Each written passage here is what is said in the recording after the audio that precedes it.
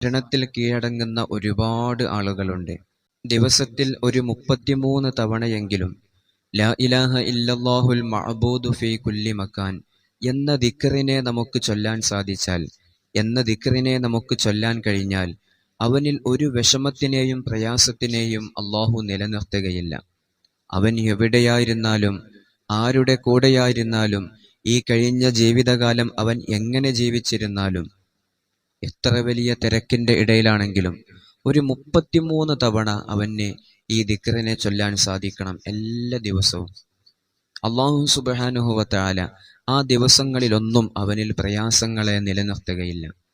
അവൻ ജീവിതത്തിൽ അനുഭവിക്കുന്ന ഏത് രൂപത്തിലുള്ള വിഷമമാണെങ്കിലും, ഏത് പ്രയാസമാണെങ്കിലും, എത്ര വലിയ വിഷമങ്ങൾ മാറിക്കിട്ടാനും ഒരു 33 തവണയെങ്കിലും ഈ ദിക്റിനെ നമ്മൾ ജീവിതത്തിൽ പതിവാക്കുക.